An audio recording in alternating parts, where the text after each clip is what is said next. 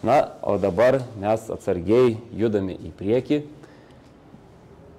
Į tamsiąją zoną. Taip, dabar kol kas į tamsiąją zoną ir mes patenkame į jau būsimas ekspozicinės erdvės. Dabar kol kas tamsu, dulkėta, purvina, šalta, drėgna. Na, visa tai iš tikrųjų, su kuo mes ir gyvename eilę metų ir dėl ko siekiame būtent modernizuoti šią tikrai išskirtinę muziejinę erdvę. Tai... Ar čia viduje jau vyksta darbai, ar prasidėjo, ar tik laukia dabar? Taip, darbai jau prasidėjo, tiek išorėje matėme statybininkus, tiek yra prasidėję ir šio pastato viduje. Ir būtent ten aš jūs dabar ir norėčiau pakviesti ir parodyti mūsų tunelius. Mes čia turime ne tik 9-ame forte. Tunelius vaizdžiai išsireiškint mes turime ir šiame pastate. Tai juos jums ir parodysime. Prašau, pasišviesime kelią. Ir labai turime stebėti, kad kur nors neužkliūtume. O lankytojams ta erdvė, į kurią dabar eisime, ar buvo kada atvira, ar nebuvo? Ne. Ši erdvė lankytojams atvira nebuvo, tai prašau. O kas čia buvo seniau? Tai buvo tiesiog apleistos patalpos. Apleistos, nenaudojamos patalpos. Ir dabar atsargiai. Ir štai mes turime kontrastą. Jeigu prisiminsime tas erdves, kuriuose mes jau lankėme sutvarkytose, tai panašų vaizdą mes turėjome iki sutvarkymo, tai mes matome tikrai, patalpas, kurios niekaip nebuvo naudojamas. Mano galva, tai yra tikrai labai didelė prabanga turėti pastatą ir nemažą jo dalį turėti nenaudojimą. Tai dabar mes šioms erdvėms turim tokį vėlgi dvejopą paskirtį. Dalyje erdvių įsikurs muziejaus rinkinių saugyklos. O štai šioje erdvėje, būtent kurioje mes ir esame, tai čia taip pat dar vyks atnaujinimo darbai, griovimo darbai, šiek tiek prasiplės erdvės. Ir čia mes turėsime saugojimo, sandėliavimo patalpas įvairiai muziejiniai įrangai, rekvizitui ir kitiems dalykams, nes, kaip žinia, vėlgi reikalingos tokios patalpos, kur tu galėtum susidėti tai, ko tuo metu nenaudoji muziejinės paslaugos teikimui. Taip, prašau, toliau. O kaip manot, kada bus tas laikas, kada jau čia galėsit susidėti visus daiktus, kada čia jau bus įrengta ir bus galima naudoti? Optimistiškai žiūrime ir vėlgi tikimės, kad iki 2027 metų pradžios mes pilnai sutvarkysime šį pastatą. Vėlgi, visi vadovai, kurie dirba prie infrastruktūros atnaujinimo projektų, susiduria su finansavimo iššūkiais, nes visiems visada pinigėlių trūksta. Tai neišimtis esame ir mes. Atnaujinant pastatą mes turime suderinti skirtingus finansavimo šaltinius, nes aplikuojame dėl finansavimo į skirtingus fondus.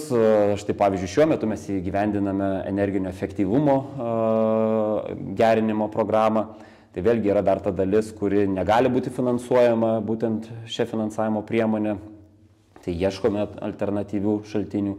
Bet, sakau, optimistiškai žiūrime, kad iki 2027 metų pradžios mes šį pastatą sutvarkysime. Toks yra tikslas. Jau pradėsime greitai? Taip, eime toliau. Taip. Tai jeigu čia mes kalbėjome apie sandėliavimo patalpas, tai būtent nuo šios vietos mes pereiname į būsimas muziejaus rinkinių saugyklas. Tai vėlgi saugokite dabar galvas. Ir aš jau jums minėjau, kad kuomet žiūri į šitas patalpas, tikrai negimsta mintis, kad kada nors čia galėtų būti saugojimo eksponatai, nes taip, mes turime mažus aukščius, mes turime siauras erdves, mes turime drėgmę, šaltį, bet atnaujinimo eigoje visi šitie klausimai ir bus išspręsti.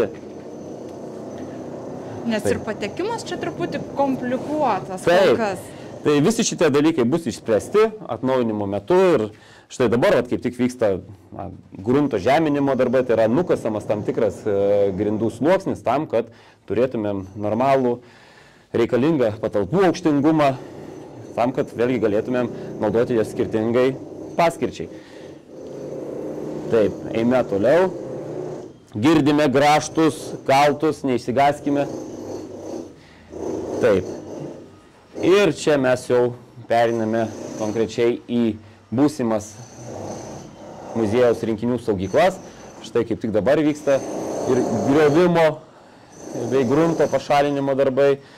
Čia konkrečiai šioje erdvėje įsikurs ir muziejus fotografijos rinkinių saugykla, taip pat eksponatų fotografavimo patalpos, na ir vėlgi kitokios paskirties patalpos. O dabar norėčiau pakviesti jūs į būsimą didžiąją muziejaus rinkinių saugyklą. Iš tikrųjų, čia nemažai darbo reikėjo, ko gero, ir viską apgalvojant, projektuojant, kaip čia galėtų išsidėstyti tos patalpos, kaip čia tas patekimas į jas. Natūralu, kad viskas neprasidėjo nuo fizinių darbų. Pirmoje eilėje tai buvo ilgas darbas ir sėdėjimas prie, net ne prie brėžinių, brėžiniai tai jau čia sekantis etapas, bet tiesiog piešiant pastato idėją, galvojant, kokia turėtų vis dėlto būti jo pagrindinė funkcija, kaip tai turėtų atitikti bendrą muziejaus viziją ir misiją ir kokio pastato mes norėtumėm. Tai yra tiesiog braižymas, dėliojimas baltame popieriaus lape, ko mes norime, o tada visi tie norai turėjo suderėti vėlgi su galimybėmis, su finansavimu, su vėlgi jau mano minėtais inžineriniais sprendimais, ar įmanoma, ar galima, bet tikrai norisi pasidžiaugti, kad didžioji dalis tų idėjų, jos vis tik tais realizuojasi vienokią ar kitokią formą. Ir jeigu taip pasižiūrėti į visą priešistorę, tai dabar šiuo momentu mes turime 2025 metus, tai pirmosios mintys apie šio pastato atnaujinimą tai yra nuo 2014 metų. Tai jau 11 metų, kaip tęsiasi šio pastato atnaujinimo projektas, taip plačiaja prasme įvardinant, nes atnaujinimo projektu aš turiu minėti ir tą fazę, kuomet fiziniai darbai nevyko, kuomet projektavimas dar nevyko, kuomet dar tik tais buvo teikimas dokumentų, finansavimui, įvairių investicinių planų rengimai ir visa kita. Tai yra pats dokumentacijos parengimas tikrai buvo labai ilgas procesas pareikalavęs didžiulių laiko resursų. O dėl kokios idėjos įgyvendinimo jums labiausiai asmeniškai džiugu? Kuo labiausiai džiaugitės, kad pavyko arba pavyks tai padaryti? Jau matot, kad pavyks, pavyzdžiui, tai padaryti. Man iš tikrųjų kažkokia atskira idėja, labiausiai imponuoja visuma, kad pagaliau mes turėsime tokį pastatą, kokio ir nusipelnome. Muziejus yra išskirtinis, saugome tikrai labai svarbią istoriją, esame svarbus ne tik Lietuvos, bet ir tarptautiniam kontekste, bet visa tai turi vėlgi atsispirti nuo tokių labai svarbių praktinių dalykų. Svarbus, bet svarbus ir savo kokybiškomis kultūros paslaugomis, moderniomis ekspozicijomis, išskirtinėmis tarptautinėmis parodomis, kuriems reikalinga ir fizinė erdvė, kur tu visą tai gali realizuoti.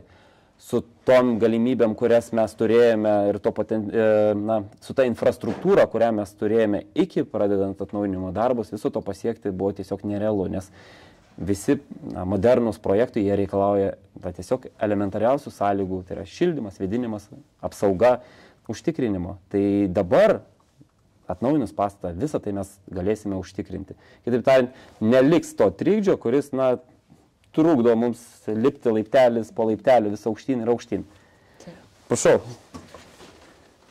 Atsargiai labai. Taip. Taigi, kurgi mes dabar užėjom?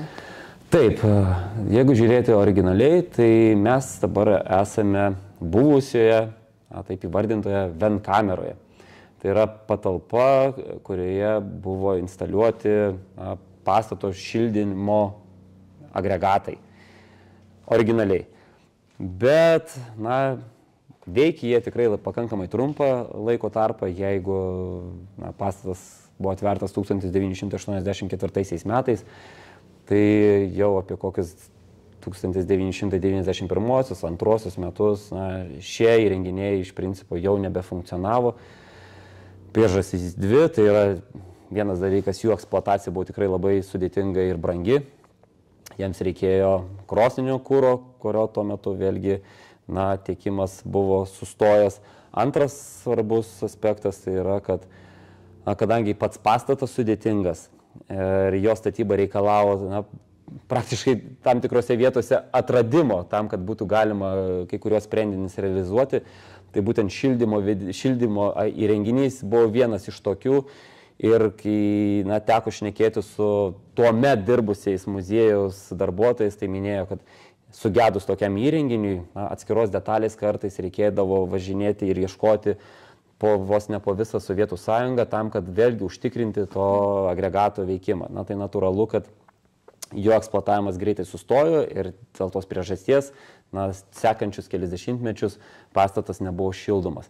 Tuo tarpu mes matome didelę erdvę, bet turėtumėm pabandyti įsivaizduoti, kad tai yra dvigubai didesnė erdvė, nes kita pusė jau yra sutvarkyta ir ten mes turėjom galimybę pabuvoti muziejaus edukacinėje klasėje.